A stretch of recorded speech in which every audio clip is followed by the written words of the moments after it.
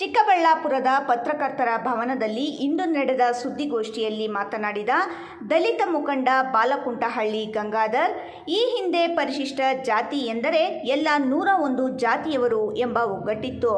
ಆದರೆ ಇತ್ತೀಚಿನ ದಿನಗಳಲ್ಲಿ ಭೋವಿ ಸಮುದಾಯ ಬೇರೆ, ಇತರ ಸಮುದಾಯಗಳು ಬೇರೆ ಆಗಿ ಅವರವರ ಮಹನೀಯರ ಜಯಂತಿಗಳನ್ನು ಆಚರಿಸುವತ್ತ ಹೆಚ್ಚು ಆಸಕ್ತಿ ತೋರುತ್ತಿರುವ ಹಿನ್ನೆಲೆಯಲ್ಲಿ ಮಾಜಿ ಪ್ರಧಾನಿ ಬಾಬೂಜಿ ಅವರ ಜಯಂತಿಯನ್ನು ಅದ್ಧೂರಿಯಾಗಿ ಆಚರಿಸಲು ಸಮುದಾಯ ನಿರ್ಧರಿಸಿದೆ ಎಂದರು.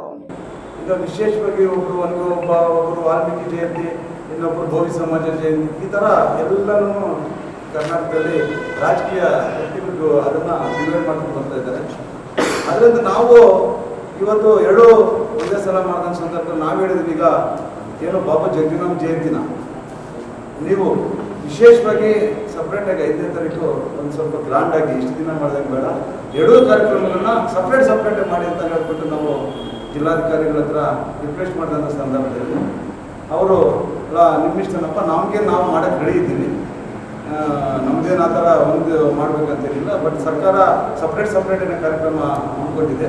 ಅದರಿಂದ ನೀವು ಒಪ್ಕೊಂಡು ಈಗ ಏನು ಅವತ್ತು, ಯಾಕಂದರೆ ಭಾನುವಾರ ಬೇರೆ ರಜಾ ಅಫಿಷಿಯಲ್ಸ್ ಎಲ್ಲ ರಜೆ ಇರ್ತಾರೆ, ಮತ್ತು ಜನ ಬೇಕು, ಮತ್ತು ಅವಮಾನ ಆಗೋದು ಬೇಡ ಅಂತ ಹೇಳುವಂಥ ಸಂದರ್ಭದಲ್ಲಿ ಈಗ ಈ ಸಮಾಜದ ಎಲ್ಲ ಮುಖಂಡರು ಒಂದು ಕಡೆ ಸೇರಿ ಚರ್ಚೆ ಮಾಡಿ ತೀರ್ಮಾನ ತಗೊಂಡ್ವಿ, ಇಲ್ಲ ಬಾಬು ಜಗಜೀವನ ಒಂದು ಜಯಂತಿನ ಸಪ್ರೇಟಾಗಿ ಒಂದು ವಿಜೃಂಭಣೆ ಮಾಡೋಣ, ಅದರ ಜೊತೆಯಲ್ಲಿ ಡಾಕ್ಟರ್ ಬಾಬಾ ಸಾಹೇಬ್ ಅಂಬೇಡ್ಕರ್ ಜಯಂತಿ ಕೂಡ 14ನೇ ತಾರೀಕು ಅದನ್ನು ನಾವು ವಿಜೃಂಭಣೆ ಮಾಡಬೇಕಂತ ಹೇಳ್ಬಿಟ್ಟು ತೀರ್ಮಾನ ಮಾಡಿದ್ವಿ.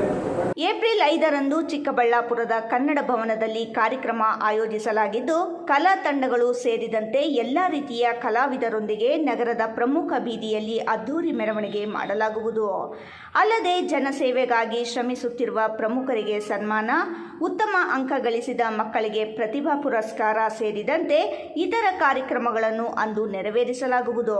ಹಾಗಾಗಿ ಹೆಚ್ಚಿನ ಸಂಖ್ಯೆಯಲ್ಲಿ ಸಮುದಾಯದವರು ಆಗಮಿಸಿ ಕಾರ್ಯಕ್ರಮ ಯಶಸ್ವಿಗೊಳಿಸುವಂತೆ ಅವರು ಕೋರಿದರು.